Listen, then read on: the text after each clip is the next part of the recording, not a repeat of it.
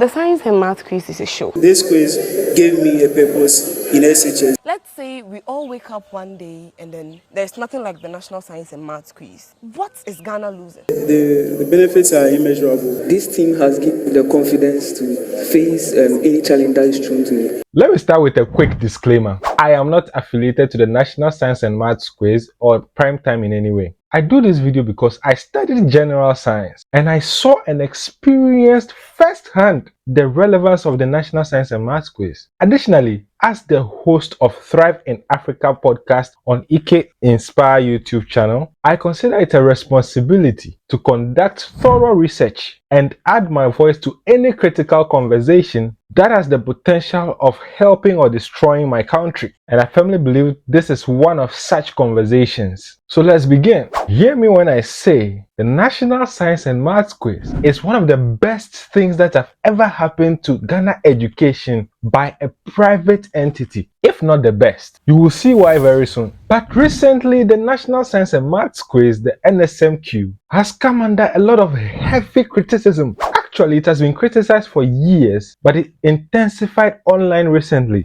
There have even been some calls that sponsors should withdraw their sponsorships from the NSMQ and invest in something more relevant. But I thought it was all jokes and plays and talks until NSMQ 2024 happened, and I realized that I was not noticing the usual enthusiasm that has always engulfed and accompanied the National Science and Maths quiz. I'm a social media guy, so I know when I see a drop in engagement. Beside that, I'm also a science student from Ketasco, actually. And in my close circles, I noticed that the enthusiasm reduced as well. That was when I resolved that I have to speak about this. It shouldn't be that because we are quiet, the narrative that the National Science and Maths quiz is irrelevant will not take preeminence. Not under my watch. So in this video, I'm going to address some of the key allegations that have been leveled against the NSMQ. Number one of which says it is too theory based and only trains chew and pause students, or what is called rote learning. The second one is that there are no tangible benefits that the NSMQ offers the Ghanaian society, and so if we even do away with it, it means nothing or it will have no impact. But I believe this video will not be complete if I don't deal with this girl. She's called Richlove Oduro. I'm sure you know her. I must admit I was highly impressed with your eloquence and your boldness, but unfortunately you are wrong. So in the latter part of this video, I'm going to educate her and elevate her understanding so she can actually see the truth about some of the points she raised so eloquently yet so erroneously. This is not just a video trying to explain certain perspectives about a popular quiz competition in Ghana. This is important because with the kind of deterioration that we've seen in second cycle education in Ghana, the NSMQ looks like one of the remaining pillars that are holding Ghana education in place. And so we have to nip this notion in the bud. This notion that it is irrelevant and is taking people's interests away. We have to deal with it before it has a chance of actually affecting the NSMQ and by extension education in Ghana in general. And I didn't say science education only. So let me start. The first allegation, which is that the NSMQ is too theory based and only trains chew and pause students or encourages rote learning. Now, to better appreciate the point I'm going to make to you, I want you to understand that every life endeavor, everything that has to do with this earth and any form of success comprises two things: vision and action. Even how we live as human beings, it comprises vision and action. The best form of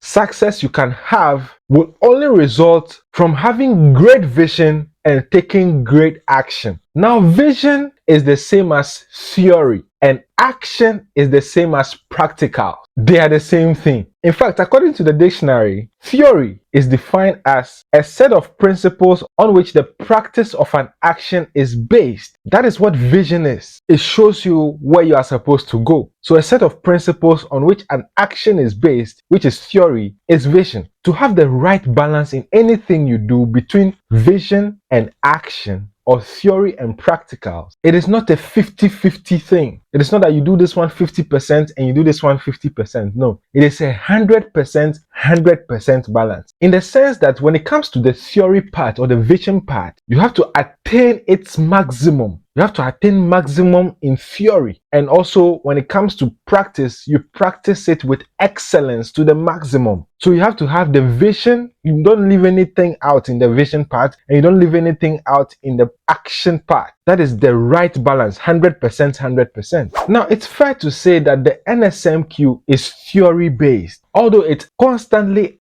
delves into practicals and asks real-time questions. There was even one about Galamsey recently, which is a menace affecting Ghana. So the practical aspect is not left out, but you let's agree that it is theory based. It is doing an excellent job in taking the theory aspect, the vision aspect, to its 100%. It is helping to equip students to be able to obtain or attain the theory part or the vision part to its maximum. They should be applauded for that. And then we find a way to also fix the other part, which is the practicals. And guess what? The truth is, theory is better than practicals. Theory is more important than practicals. It is a misconception to think otherwise. You know why? Vision is better than action. That is why a popular quote says that vision without action is a daydream, but action without vision is a nightmare. A daydream and a nightmare. Which will you choose? A daydream is better than a nightmare. Vision alone is better than action alone.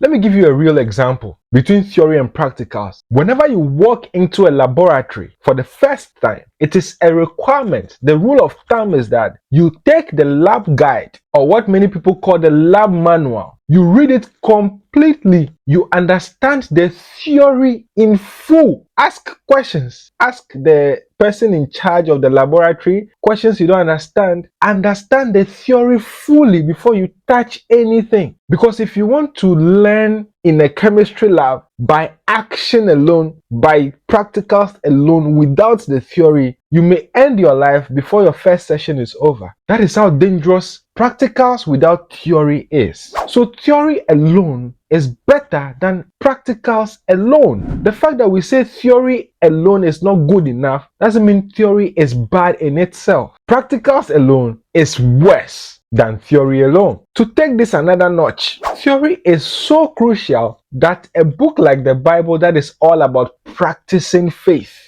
doing God's will, performing miracles, doing action, a book that is so concerned about action this much says that let this book of the law never depart from your mouth. Meditate on it day and night. It also says, let the word of Christ dwell in you richly. In other words, you should be filled up with the theory of the Bible, because that's the only way you will have a chance to practice it. So theory should not be underrated. The theoretical part has to be excellent. It has to be at its 100%, and the NSMQ is helping to do that. Are you aware that before NASA or SpaceX will launch any rocket into space, the theoretical part had to be completed, the calculations had to be done and finished, how it will launch, how it will land, the amount of force it will require. I mean, there's even a term called rocket science because of how complicated this theoretical part is. But it had to be done and completed before the rocket is launched in practice. Why? Because the theoretical part is more important. If you get that wrong, the rocket will explode. And we practice it every day. Before you put up any building, what we do is we create the plan. We see the architecture of the building on paper. That is the theory. It has to be perfect and completed before we can ever take any action. If we really want the project to be successful, if you really want to get investors to invest in your business, you have to put the business on paper. Where you are, where you've been, where you are going. It's called a business plan. It's theory. The theoretical part has to be put in place and completed before you can move on to look for investors. That is how important theory is. Do you know that one reason Africa is behind is because we focused too much on practicals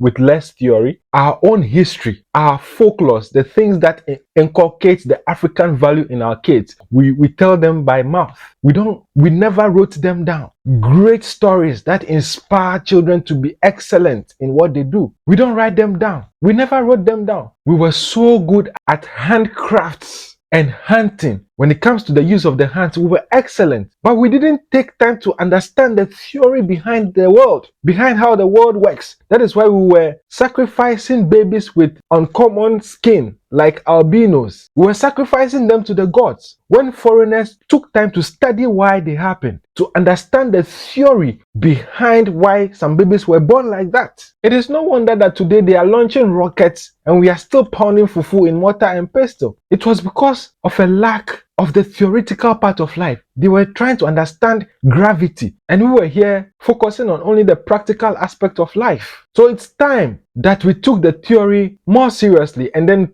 combined the two to create a better life for ourselves. So if you have a show like the NSMQ, putting aside all the practical aspects and assuming it's only theory based, if such a show is helping us to bridge the gap in theory, we should be grateful. It is adequately playing its part in the most important part of the two-step process in education, which is the theory before the practicals. It is up to us to come up with a way that we can add on to the great work that they are doing and not criticize or find ways to replace it. So that is the first one. I know, by the way, if you are watching this for the first time, this is Eqay Inspire YouTube channel. On this channel, what we mainly do is extract crucial life lessons from important life stories. And one of our flagship programs is Thrive in Africa podcast, because we are passionate about Africa as well. So on Thrive in Africa podcast, we get people who are making it in Africa. So they tell us how they're able to make it in this climate, because we believe that we can only have a thriving Africa if we learn from these people and we all thrive in Africa. If any of this interests you, hit the subscribe button below, turn on the notification bell so that whenever we post a new video,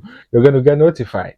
Let's move on to number 2, the second allegation that has been leveled against the NSMQ. And that is, there are no tangible effects or benefits that it offers to the Ghanaian society. I'm going to answer this question in 3 parts. The first one, I had a friend who told me that the only inspiration he had to work so hard and obtain first class when he was in the university was because of the promise that on his graduation day, he would have the chance to shake the hand of the vice chancellor. That was a privilege only reserved for first class students. This singular promise gave him a purpose, a reason to study to the point of getting first class. Another friend told me, actually on Thrive in Africa podcasts on this channel, that one thing that shifted his mindset and changed his life from then on was when he left his remote village. He traveled from there into a more developed part of his region, which is Bolgatanga, by the way, and saw how people approached life differently. This shifted his perspective. He started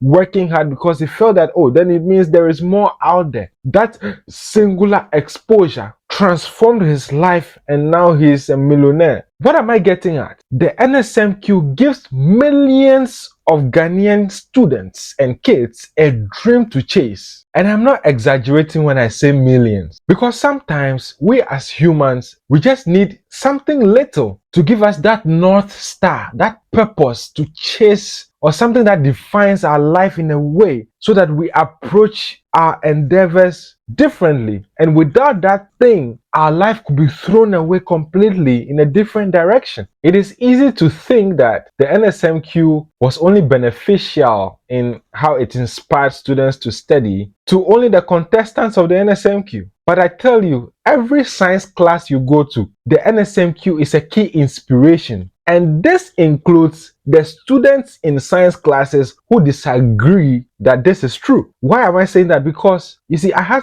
was a science student. I had classmates who disagreed and criticized the NSMQ squad. But do you know what they did? They studied hard to outperform the people in the NSMQ squad to prove that they were better than the NSMQ squad. Indirectly, they were drawing inspiration from the NSMQ because it gave them a reason to chase something, to work hard towards something. And they eventually performed better than they would have. But it's not only science students. This is why I said it's in the millions. There was a friend of mine who told me that without the National Science and Maths quiz, she would not have reached as high as she reached. She didn't study science. She was a general arts student. And she said this to me when she was in a tertiary institution. She told me that as a child, seeing Professor Elsie Kaufman on stage, a woman asking all these complicated questions, stirred up something in her. She felt that, if a woman is doing this, I can also do something when it comes to education. She was inspired to take her studies seriously. But this is somebody who was able to recognize that for a lot of people, the inspiration is subconscious. They watch it, they see the excitement, they see the activism, they see the intelligence that is displayed. And when they take their books, a part of their subconscious has that inspiration to do more than they naturally would. But we will never know the true number because there's no real way to calculate this. But it is surely in the millions. And so in this age, where a lot of young people are being influenced by social media content that is all sexualized, for many girls to become hookup girls and all that with different terminologies enhancing that practice. And in an age where getting money quickly is forcing our young children and influencing them into rituals and fraudulent practices, if we have a program that is still causing people to be inspired to go to the books, study, and become great people in society, come on, we should not do anything to tamper with this process. Any attempt to underrate such a program should be squashed with immediacy. I remember vividly in 2023 when Yilo Krobo SHS went to the quarterfinals of the NSMQ for the first time and they went back to Krobo, and you see the kind of reception they had as if it was a festival going on. When I saw that picture, I had chills because I could just imagine the number of young kids who were drawing inspiration from not the fact that some fraudster had gone to buy Benz and was cruising in town, which would influence them to also chase quick money in some weird way and some illegal activity, but that these are students who through academic performance have been able to inspire such a crowd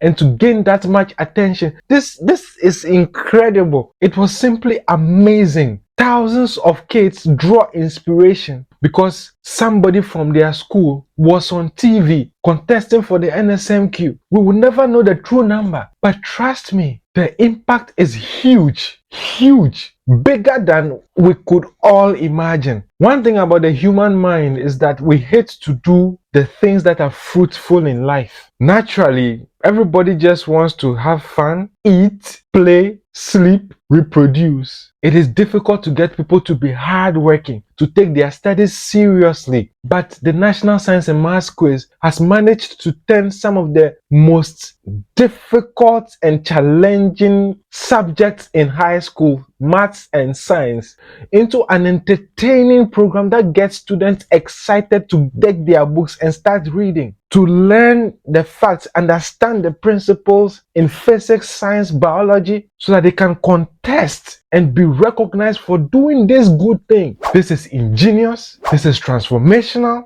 this is remarkable, and it deserves our support. It deserves total praise and nothing else. The second part I'll talk about is the kind of publicity that NSMQ gives the contestants. Many lives have been transformed by this publicity. My own Francis Calamini would have probably never gotten the chance to go to Harvard, one of the most prestigious schools in the world, if not for the NSMQ. That publicity changed her life completely. And there are numerous examples like her. They get scholarships, they get people contributing. I remember a case like that. The guy was in need after school, but all he had to say on social media was that he was a contestant at the NSMQ, and he got a lot of support to go to school because of the kind of publicity that the NSMQ gave him. This is a tangible impact. This is incredible. The third thing I'll talk about is the kind of infrastructural growth that have happened across many secondary schools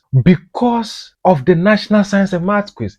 Many old students come together to fund certain projects in schools, build infrastructure to enhance learning because they want their students to perform well in the NSMQ. And do you know what that does? It doesn't only benefit the science departments, because other departments look at it and say, oh, science is getting all the funding. You have to do something for the arts department. You have to do something for the business department. And the school holistically grows. Education in Ghana has been better off in more ways than we can count because of the National Science and Maths Quiz. So now that I've tackled the two major allegations, let's go to Richlove and let's educate her on some of the points she raised so eloquently yet so erroneously. I know you are watching, by the way. The Science and Math Quiz is a show. Is that what? It's a show. But then this school, my school, it is not for show. It's to produce nobles, to correct the mistakes that those Science and Math Quiz people are doing. They are doing. The harm they are creating to the country. You see, when you put Ghana on the table, dissect its parts, open it up, you see that those people occupying big positions, they are the same people from those big institutions. And then they are the same people who steal. Now, this claims that the National Science and Maths Quiz is a show. She didn't use the word just, but it makes it sound like it's just a show. Nothing extraordinary, nothing incredible, nothing that deserves all the fuss that it gets. Well, the NSMQ is a show, no doubt about that. But guess what? The NSMQ is a show that has managed to weave itself into the moral fabric of the Ghanaian society. It is a show that has been able to integrate itself into the Ghanaian culture, defining what it means to be Ghanaian. Now, let me explain that point. You see, when we say things like Ghanaians are hospitable, or Ghanaians are peaceful, Ghanaians are law-abiding, they go by what the Constitution says. These were not genetical. All these attributes we talk about and we classify ourselves by were not in our genes. They were not in our biology. They are attributes that are built into our consciousness by the construct of our socialization process. A show like the NSMQ is a key part of that material, that construct, because of how much influence it has. And because, as we've discussed, millions have directly and indirectly drawn certain inspirations consciously and subconsciously from this show. If we could measure this, I wouldn't be surprised to see that there's a direct link between the NSMQ and something as crucial as the fact that Ghana has not had a coup in the Fourth Republic. I wouldn't be surprised. Look at the West African region. Look at the number of coups that have happened, Burkina Faso, Guinea. You know them. Why does it seem like Ghana cannot? It is not in our genetics. It is a construct of the things that have defined and influenced us right from childhood. Young people in Ghana have undoubtedly been heavily influenced by a program, albeit there are many other factors. But NSMQ is a key part. And this program, in its structure, teaches being law-abiding, answering to authority, working with principles, and it also inspires people to take life seriously, take studies seriously, and it has inspired and groomed many people to grow into different kinds of professions. I tell you, I wish there was a way it could be measured. I would not be surprised to see a direct link between the kind of peace Ghana enjoys and a program as grooming as the NSMQ. So it may be a show, but this is how relevant of a show it is. And there are shows like this around the world. A great example is Britain's Got Talent. It's a show, but it's a show that has become a part of the culture. The kind of influence it has defines many, plants virtues in the subconscious of many people. When they see that kind of performance on stage in their country, many people are inspired to also give their best in whatever they do, subconsciously or consciously. Another example I can give is the presidential debate in the US. By dictionary definition, it's also a show, but it has become a culture in the US. It inspires millions. It defines what they expect of politics. It determines how stable the country is in terms of its democracy and more. So the fact that you call it a show doesn't make it less important than it is. Because, as I've told you, These are shows, but they found a way to be weaved into the moral fabric and the culture of their respective countries. It is quite interesting that the US presidential debate, as I mentioned, functions a lot like the NSMQ because the candidates or the contestants go on stage having memorized facts, figures, and the kind of debate they want to put up, the kind of arguments they want to put forward. They don't go there with notes. They go there to speak theory. They go there to answer questions that are thrown at them. They function a lot alike. Debate is a theory-based show, same as the NSMQ, if we ignore all the practicals that both of them come with. But in essence, they are both theory-based. But you see the similarity and you see their relevance. You cannot just call it a show as a way of downplaying its relevance. It won't work here. Those science and math people who feature in the competition, they are people who are already academically, they are wired academically, biologically. It is in their DNA. Yes, but the school will not tell you such.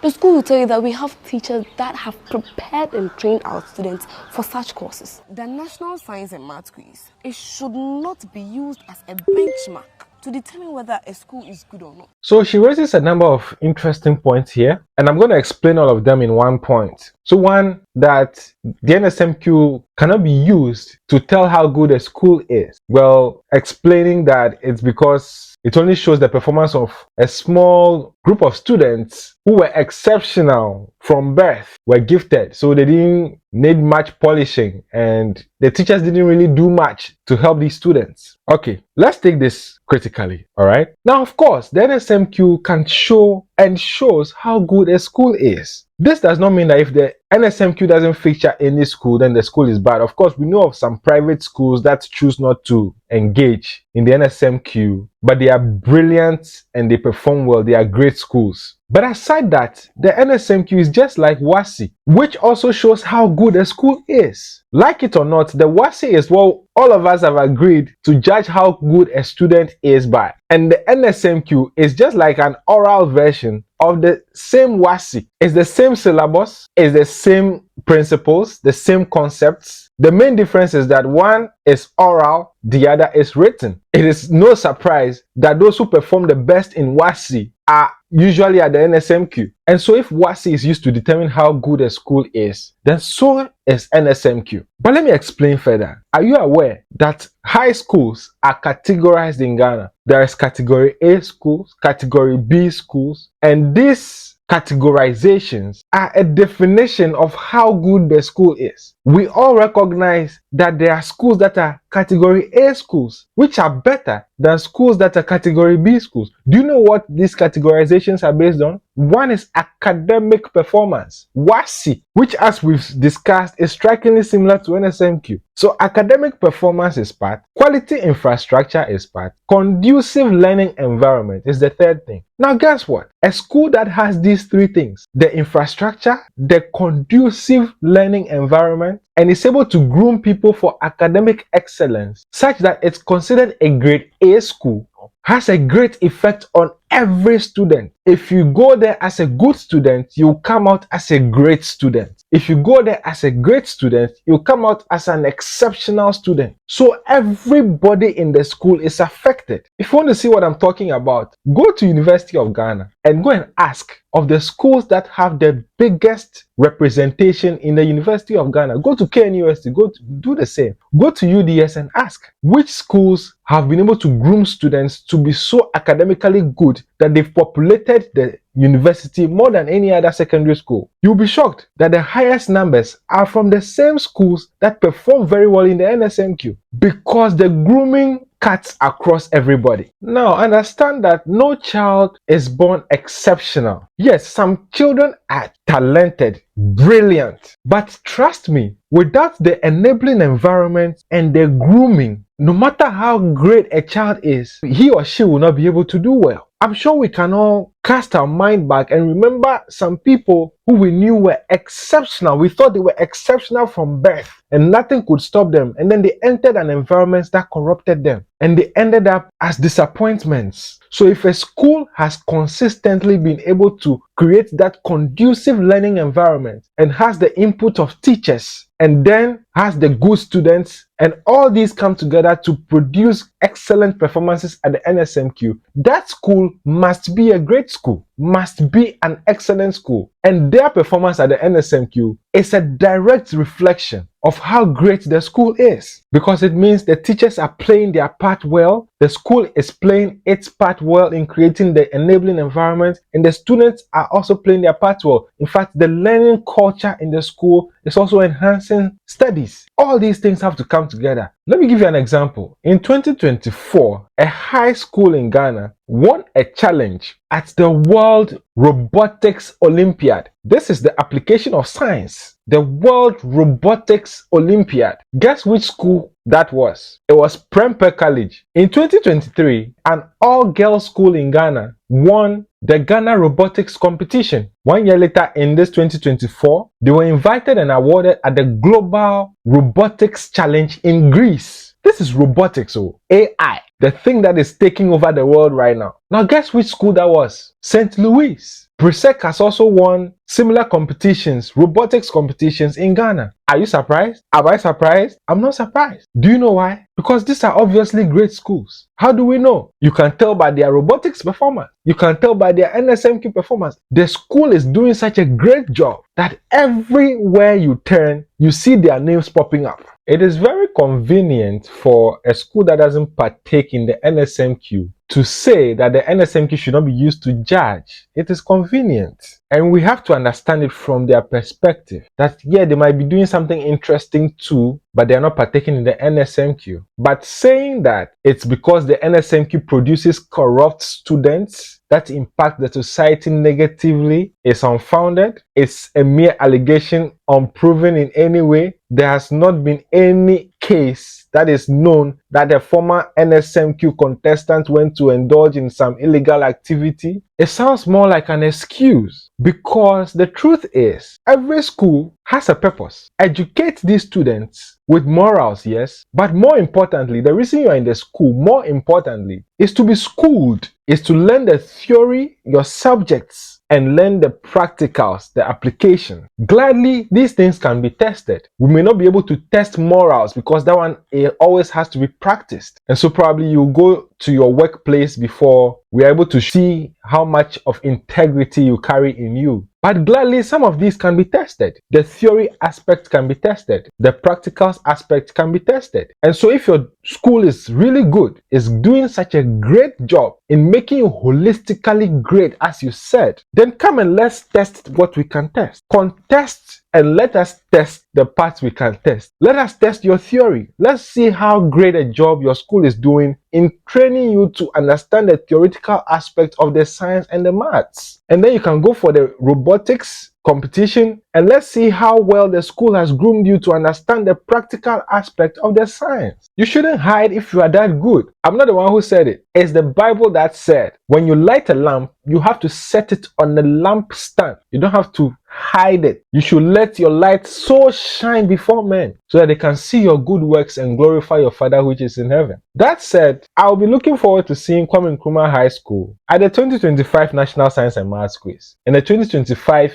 Ghana Robotics Competition. Or what do you say? If it does not work like that, then it means that, as I said, TES is being biased. Since they are the ones producing or recruiting teachers for all the schools in Ghana, how can you say you are giving magicians to this school and then you are leaving the others behind? It shouldn't be done. Now, this is a big claim that if the caliber of teachers in high schools are not evenly distributed across every school, then GES is being biased. Okay, let's educate her, all right? Richlove, you are young, you are coming up, you are understanding life, all right? So we pardon you for some of the mistakes, but let's get to the point, okay? There isn't an even distribution of the caliber of teachers in different schools, across all schools. It can't even happen because you can even take teachers who had the same grade in school, but on the ground, one is more passionate, one is more invested. And so it doesn't have to take a bias from the GES to let that teacher produce better students than the other teacher. So in no world is there even distribution